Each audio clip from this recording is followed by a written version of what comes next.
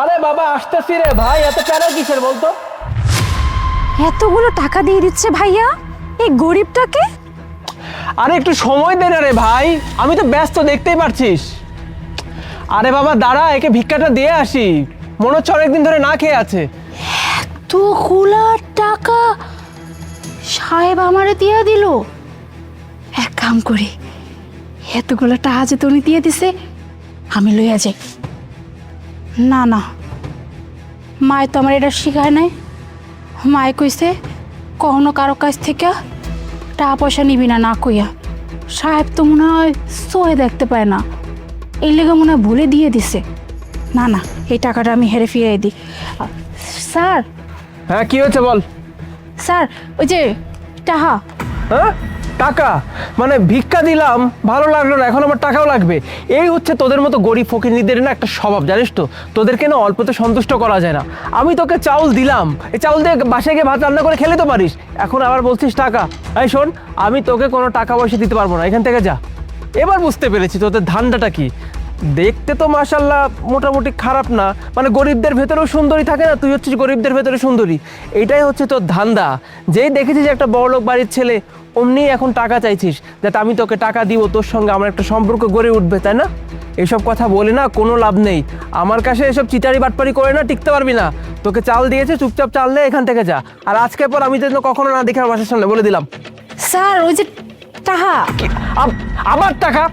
এই তোকে লজ্জা নেই? তোকে আমি এতক্ষণ ধরে কি বোঝালাম? তোকে তো বললাম যে আমি তোকে কোনো টাকা পয়সা দিতে পারবো না, তারপরও কেন এত টাকা টাকা করছিস? শোন, আমি তোকে কোনো টাকা দিতে পারবো না, চাল দিয়েছি, চুপচাপ চাল নিয়ে এখান থেকে বিদায় হ, যা। কি ব্যাপার ভাইয়া, তুমি এখন এখানে দাঁড়িয়ে আছো, কি করতেছো? হ্যাঁ, এতক্ষণ সময় লাগে? ভেতরে তো খেলা শেষ হয়ে যাচ্ছে, তুমি কিন্তু ম্যাচটা মিস করবা বলে দিলাম। হ্যাঁ সেটা আর বলিস না, আমি ওকে চাউল দিলাম। দেখ এই যুগের মেয়েরাও না ভিক্ষা করে, ভালো কথা। ওকে দেখে কি ভিক্ষুক মনে হয়? হ্যাঁ মানছি পায়ে সমস্যা, কিন্তু যে কোনো একটা হোটেলে কাজ করে খেতে পারে, কিন্তু খাবে না, তাকে ভিক্ষাই করতে হবে। চাউল দিলাম তাতে তার হবে না, তার নাকি এখন টাকা লাগবে। টাকা নিয়ে কি আমি বসে আছি? চল এদিকে ব্যাটিংটা মিস হয়ে যাবে। তুমি থামো, আমি দেখতেছি। এই ভিখারির বাচ্চা ভিখারি, কি হয়েছে রে তোর? স্যার ওই যে আমি টাকা। হেৎ, চুপ, একদম চুপ। ছোট লোক, মানে তোদেরকে ভিক্ষা দিলে পেট ভরে না, তাই না? আবার উল্টো টাকা চাইতেছিস না?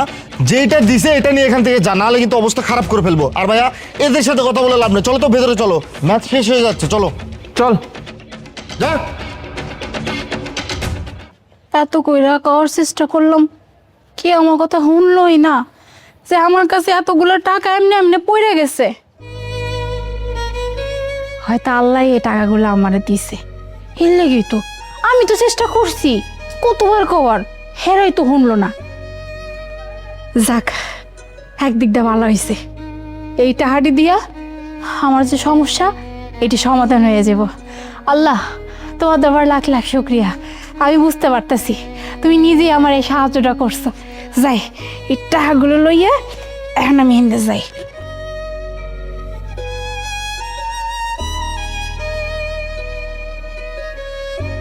না না, আমাকে যেতে হবে।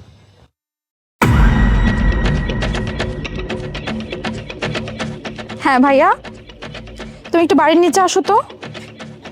ওকে। কি রে বোন, হঠাৎ ফোন দিয়ে ডাকলি? ভেতরে গেলেই তো পারতি। হ্যাঁ ভাইয়া, ভিতরে যেতে পারতাম, কিন্তু তার আগে তুমি আমাকে একটা বিষয় ক্লিয়ার করে বলো তো। বল, কি জানতে চাস? আমি একটু আগে দেখলাম তুমি ওই গরিব ভিখারিটাকে এতগুলো টাকা দিয়ে দিলা, কি কারণে ভাইয়া?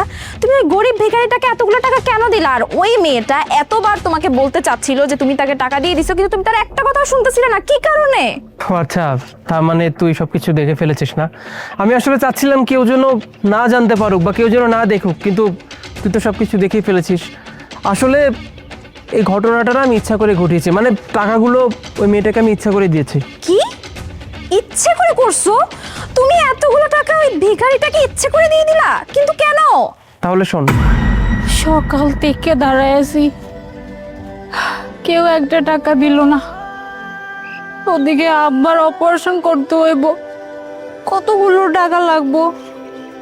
50,000 টাকা।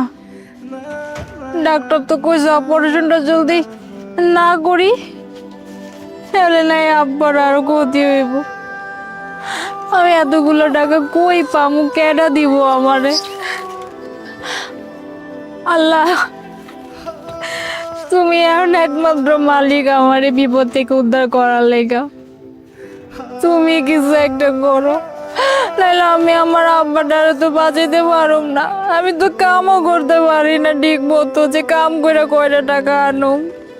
কেনা দিব আমার টাকা? আমি আমার আব্বারে কেমনে অপারেশন করামু?